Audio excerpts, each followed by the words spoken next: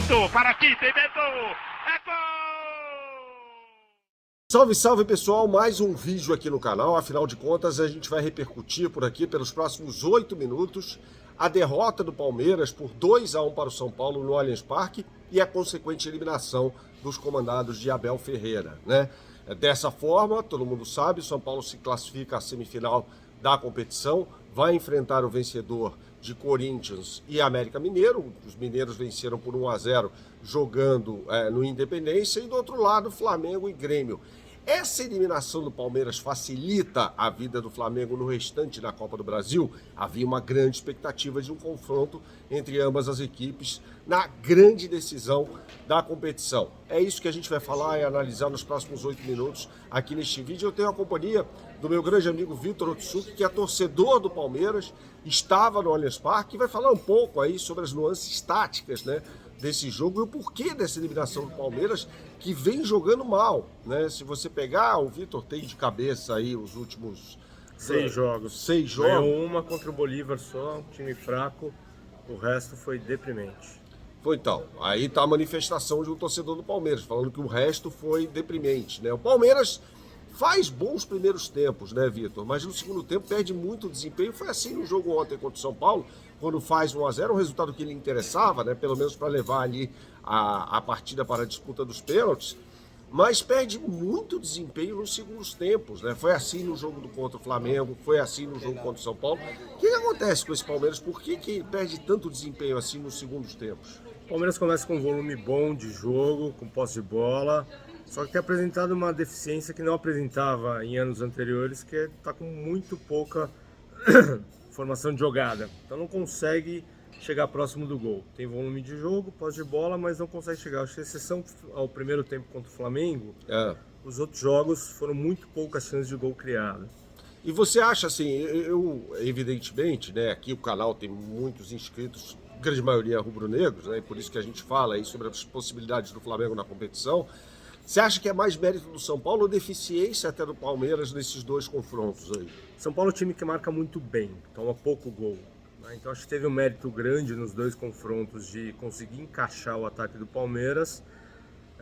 E o que a gente falou também, o Palmeiras carece muito de banco, né? Não tem um elenco hoje forte como tinha, perdeu algumas peças, não repouso. A única reposição que vem dando certo não pôde jogar a Copa do Brasil, que é o Arthur, por já ter jogado no Bragantino.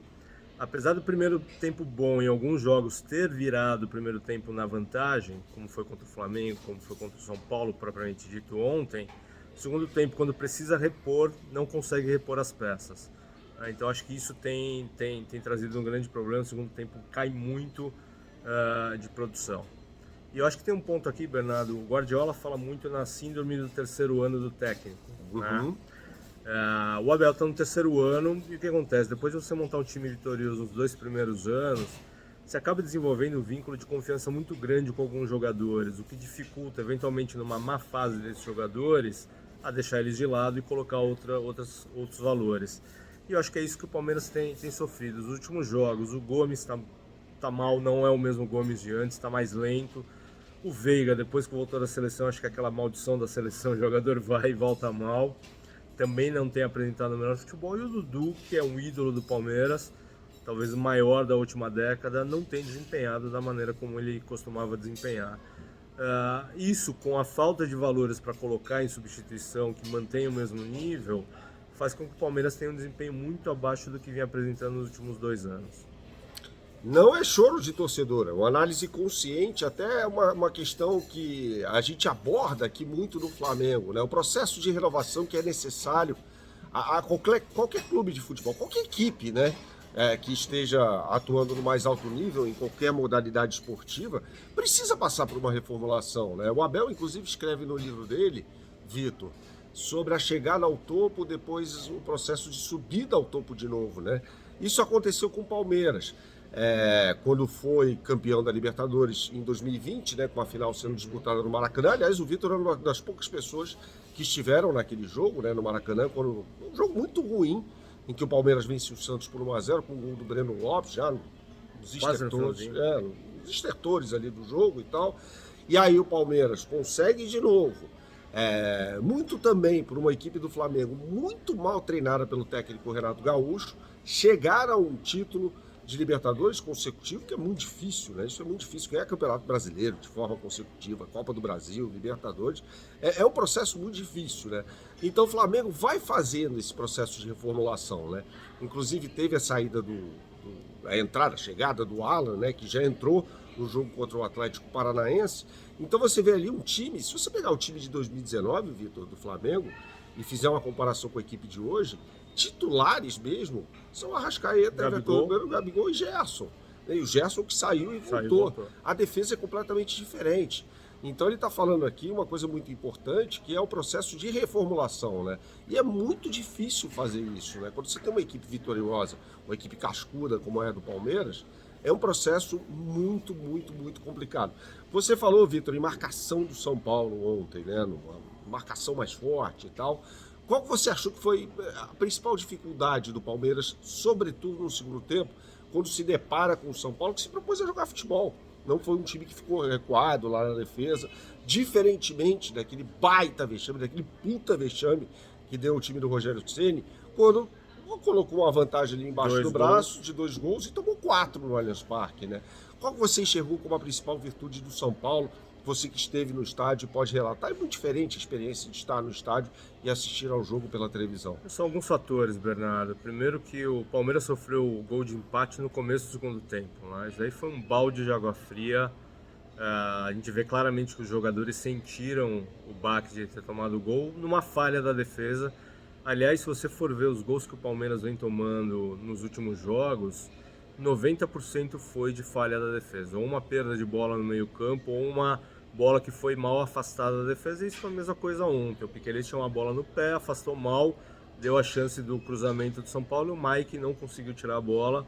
E a bola sobrou lá no bate-rebate, o Luciano acabou entrando e fazendo o gol.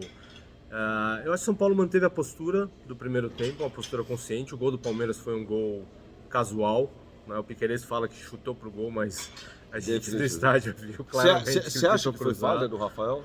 Eu acho difícil, o goleiro tá lá para fechar o cruzamento, claramente o Piquerez ia cruzar, né? Talvez ele tenha falhado em ter pulado para trás e não pro lado, né? Você vê claramente que ele cai para dentro do gol.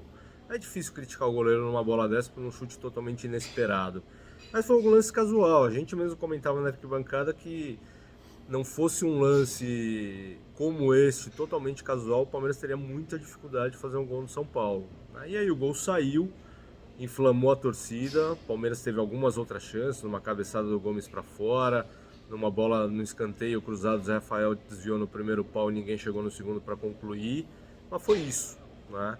Segundo tempo, com uma expectativa grande, São Paulo vem, eu acho que aos 7 minutos do segundo tempo já faz o gol de empate, e aí o Palmeiras desorganizou total.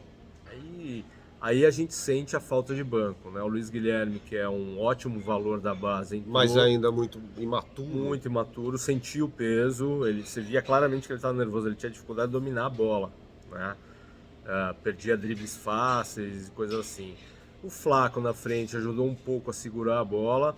Eu acho que o São Paulo encaixou bem a marcação nos 3 da frente do Palmeiras, né? Então o Endrick não conseguia receber a bola, o Rony abaixo, Dudu, como a gente já comentou, estava muito mal ontem, perdendo jogadas simples, errando passes, e eu acho que o Zé Rafael, que fez uma diferença muito positiva no primeiro tempo, não sei se por opção ou por cansaço, está voltando de contusão, saiu, e isso desmontou o meio campo do Palmeiras. O Veiga de novo, numa jornada muito abaixo do que ele vinha tendo, talvez por uma marcação bem feita pelo São Paulo, homem a homem acompanhando ele. Ele tinha que sair muito do meio campo para vir buscar a bola. E aí, claramente, depois que o Palmeiras tomou o gol, ele não conseguiu jogar no segundo tempo inteiro. É isso, pessoal. Gostou? Então deixe seu like neste vídeo, ative as notificações e inscreva-se no canal caso você não seja inscrito. E teremos uma longa programação neste fim de semana, inclusive com uma live após o Fla-Flu do próximo domingo. Valeu, Vitor. Bernardo, só para terminar, você estava comentando se Flamengo agora é favorito, pela quantidade de mensagens que eu recebi de amigos flamenguistas, eu acho que os flamenguistas ficaram realmente felizes do Palmeiras ter caído fora. Tá aqui o depoimento de um torcedor. Eu sou jornalista, todo mundo sabe o time para o qual eu torço, mas o Vitor tem a total liberdade para falar sobre isso. Saudações, pessoal. Até a próxima. Abraço. Tchau, tchau.